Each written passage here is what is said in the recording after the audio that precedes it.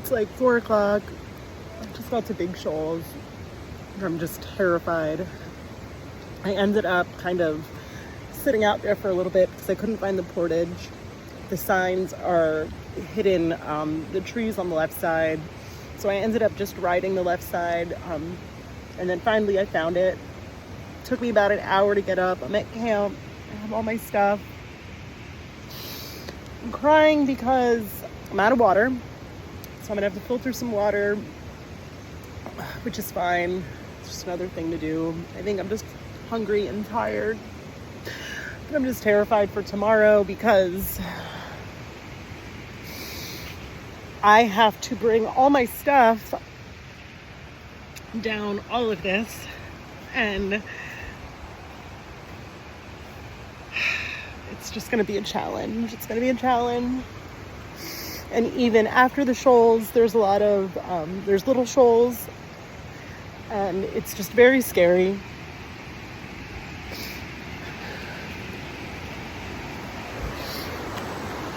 see if I can get video here.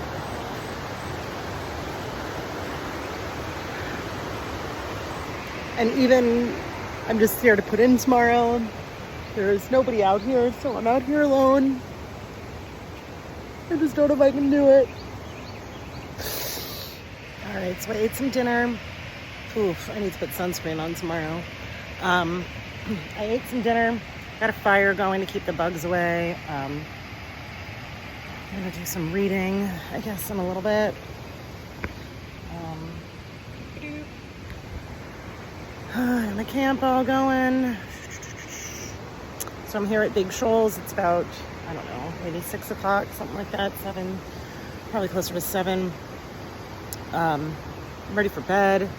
I got a big day ahead of me tomorrow. Short mileage, but a lot of moving and logistics. So I want to make sure I'm ready. I want to make sure I'm rested. And yeah, you know, this forest here is, it seems so big. The trees are huge pine trees. And then, you know, being up on a bluff and having the shoals behind me makes me feel very small. Look, a little mushroom. Makes me feel very small in the big grandiose scheme of things. I really miss my husband a lot. I miss my kids a lot. It's real quiet out here.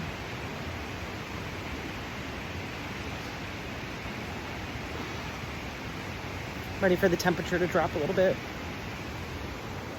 So, all right, I'll check in later. So I realized I haven't really told anybody, I told y'all what my, also, look how beautiful this is.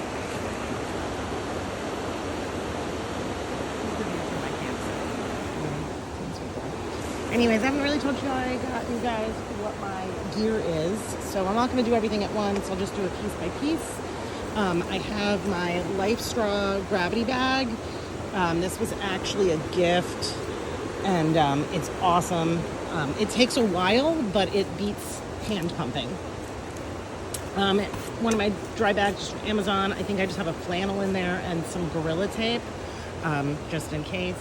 This was kind of a last minute purchase, and I was hemming and hawing whether I should bring that. It is a 1 gallon double insulated jug. It's like a Yeti knockoff. I got it on Amazon for $50.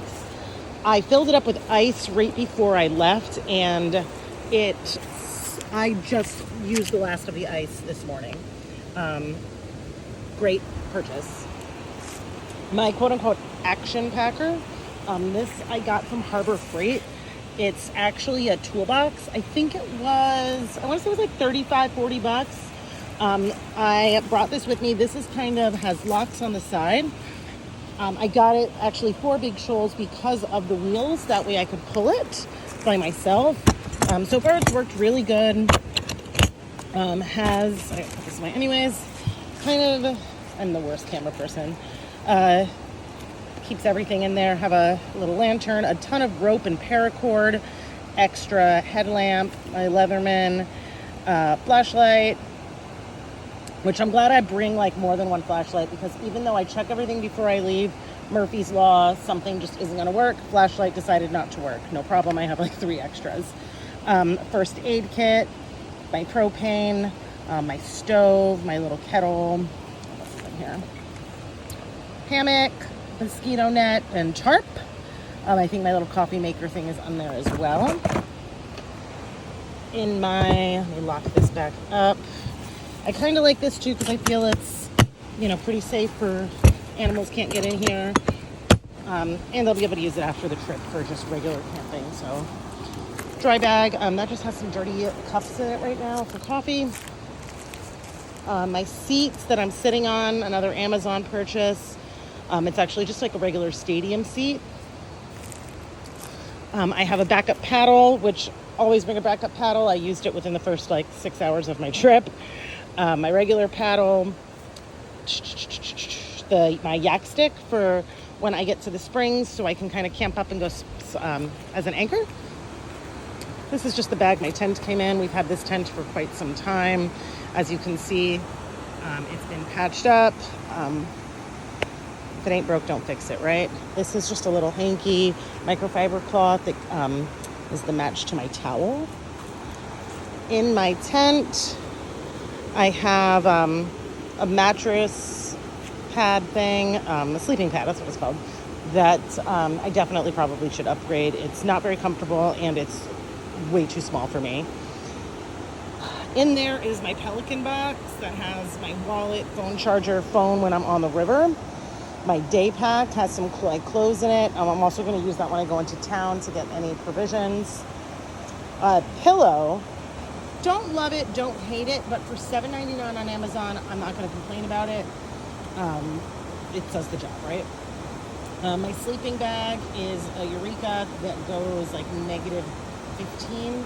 Actually, I think it's just 15 degrees Fahrenheit. I've had it for probably 10 years. And then over here,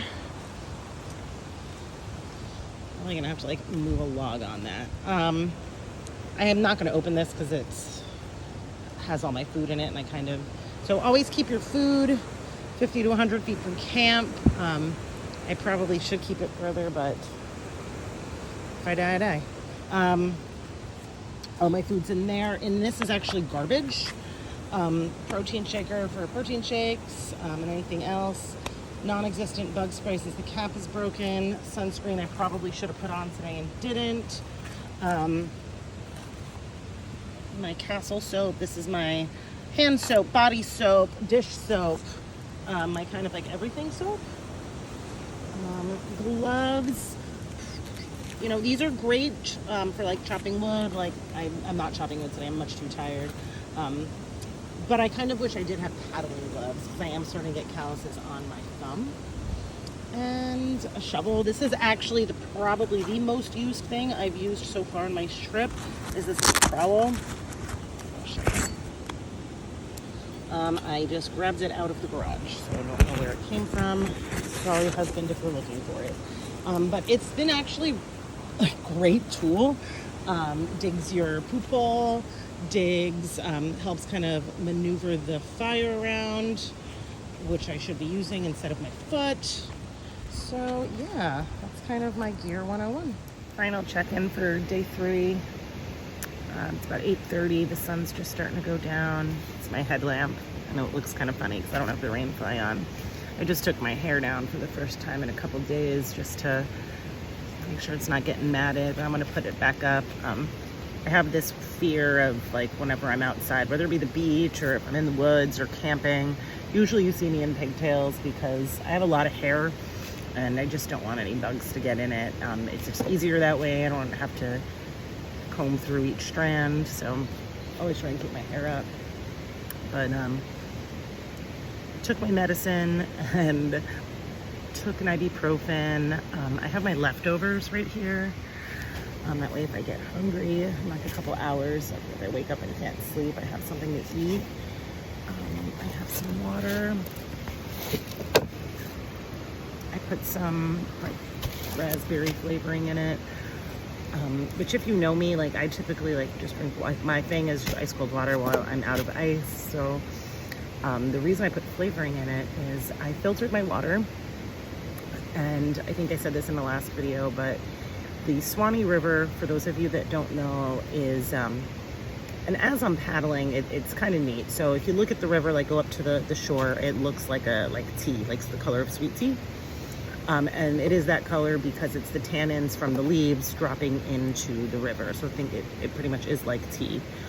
Now, when I'm paddling and I'm looking, I guess the best way to describe it is, you know when you're driving on a really, really hot day and you can see the heat coming off the asphalt. So when I'm paddling and I'm looking into the distance, into the horizon, when I'm looking this way, not straight down, it almost looks like the water is like a green, like a beautiful green, kind of like when you see crystal clear springs. So I just thought that was kind of interesting. So, you know, chemistry. Is it chemistry where you learn about prisms and colors? Or is that just science? Science. But no, pretty cool. So anyway, so when you filter the water, did some research, some Google research, not that I have a PhD in filtering water or anything, but said that, you know, the life straw that I have, it'll take out any E. coli, cholera, anything that you died from on the Oregon Trail. It takes that out. And it's the one I have is a double filter. And it also filters the hard metal or heavy metals as well. So even though it filters all of that out, when it comes out, it does not come out crystal clear. It is still that brownish tinges color.